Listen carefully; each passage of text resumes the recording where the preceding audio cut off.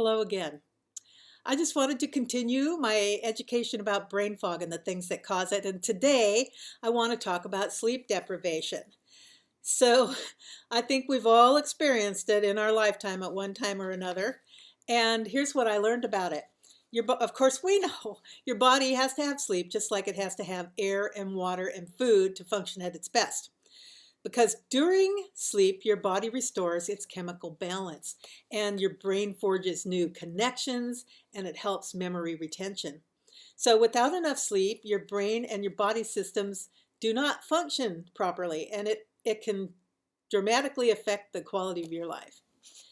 So let me ask, do you drink caffeine in any form? Do you drink coffee or green tea or any kind of caffeine? And is that what you do to try to stay awake at night during the day and to function? Well, that could actually be affecting your ability to get to sleep at night and your sleep because it can be a vicious cycle. You don't get enough sleep, so you have to have the caffeine to function during the day because otherwise you just can't function. And then that affects your ability to get to sleep again at night. So it's just a real vicious cycle. So if you can try to get off the caffeine or really reduce it or just have it first thing in the morning or try to make it so that you don't need it to wake up, that would be the best thing. So behind the scenes, chronic sleep deprivation can interfere with your body's internal systems. It is more than just about yawning and mood swings and daytime tiredness. It affects, number one, your central nervous system. So your central nervous system is the information highway of your body, and you need sleep to keep it functioning properly. But chronic insomnia disrupts how your body usually sends information along that information highway.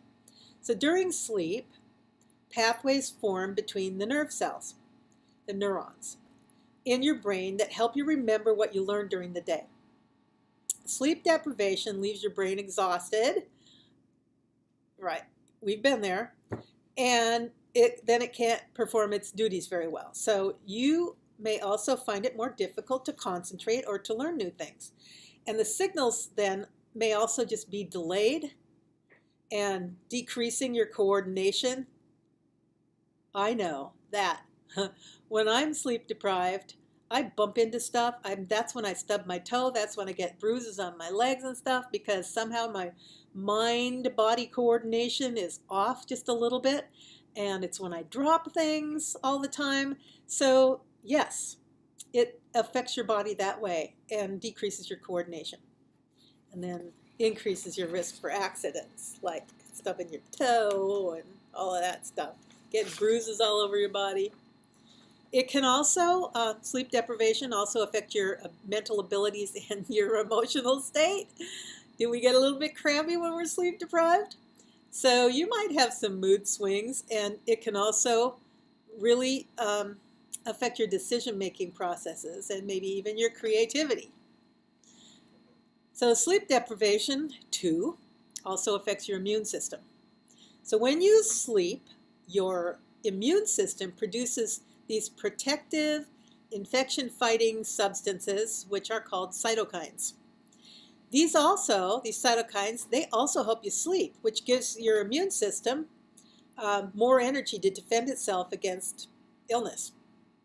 And sleep deprivation prevents your immune system from building up those forces, and long-term sleep deprivation can lead to chronic illnesses like diabetes and heart disease. That's right. The third thing it can affect is your digestive system. We're going to talk more about the digestive system later because everything starts in your gut. So along with eating too much and not exercising, sleep deprivation is another risk factor for becoming overweight or obese because sleep affects the levels of these two hormones in the brain. One of them tells you when you're full and you don't need any more, and the other one increases your appetite. So leptin is what tells your brain that you've had enough to eat. Without enough sleep, your brain isn't producing that. It lowers those levels, and then it raises the other one, ghrelin. I hope that's how you pronounce it, which is an appetite stimulant. Sleep deprivation will also prompt your body to increase the insulin production when you eat, which can lead to type 2 diabetes. So as you can see, sleep is really important. And it is also important for your cardiovascular system, your heart.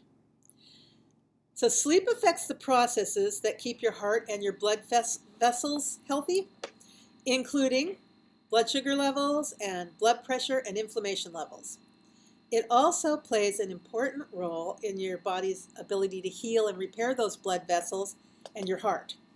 So there have been studies that show that people who don't sleep enough are more likely to get heart disease.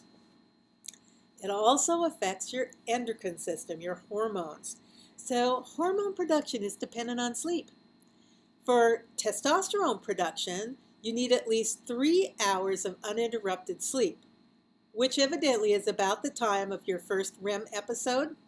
So waking up throughout the night could affect hormone production. And this can also affect your growth hormone production, especially in children and adolescents. And these hormones help build muscle mass and repair cells and tissues. It's very important. All that repairing going on while you're sleeping, all this stuff. Your whole body is really dependent on getting enough sleep, not just about yawning and being tired. So here's how doTERRA helps me get my sleep. Well, the most basic form of sleep deprivation treatment is getting more sleep. So this is what I do. I have this really cool diffuser called the Lumo. And the reason I like it, because it goes for 2, 5, or 10 hours. And so if you do 10 hours, it's intermittent. And some people like that. I actually like the 5 hours because I like it to come out strong. So basically you just fill it up to that little red dot with water. And then we have these wonderful oils. This is our Restful Blend. And this does promote sleep really, really well. So I put about 4 drops in this diffuser, 3 to 4. And then I also put in our respiratory blend, because if you are breathing easier, you can sleep better. And so everybody might need a little, I know I need a little help with that. I used to wake myself up snoring. I don't anymore. So also this respiratory blend. And I put 3 to 4 drops of that in too. Then I put 1 drop in of this good wild orange. Wild orange also helps me get to sleep, but also helps me get happy dreams, I think, because this is the one that I use when I'm irritable. This is the one that elevates my mood. Just plain wild orange. I just love, love, love this oil, or anything that's got this in it. So that is the oils that I use in this diffuser. Pop it on. I like the 5 hour. You can choose whatever one you want. Then there are Serenity capsules, which I used them all, and I should have kept the bottle, but I didn't. I got to order some more. So Serenity capsules are not the same as the Serenity oil, and they are actually formulated to go together. So I can take 2 of those and then use the oil in the diffuser and put a little of the oil on the bottom of my feet. But lately, I am in love with these Copaiba soft gels. So Copaiba supports just about every system in your body, including all those ones that I mentioned earlier of sleep deprivation affecting, including the central nervous system. Copaiba supports those. I take a couple of these. Before 20 minutes is up, I'm asleep. I just drift off naturally, and I have a really good night's sleep. So I'll be truthful with you. I usually wake up in about 4 hours, and then I just go right back to sleep again. Now I just tell myself, not time yet, go back to sleep, and I fall right back to sleep. So without taking any more of the oils, but it's still going on the diffuser at that point. 4 hours is still going on the diffuser. I might be waking up 5 hours when the diffuser goes off. Maybe I should go 10 hours. That's a thought. I should try that. All right, so that's my thoughts on sleep and brain fog and everything else that sleep is good for. So go forth and get a good night's sleep. Whatever you need to do that is so, so important. And I know that there are people that think that they can function really well on a couple of hours sleep a night, and I just don't know how. I mean, it's one thing to not feel tired, but what about all this other stuff that it could be affecting? So think about it. And I will see you online later. Choose health.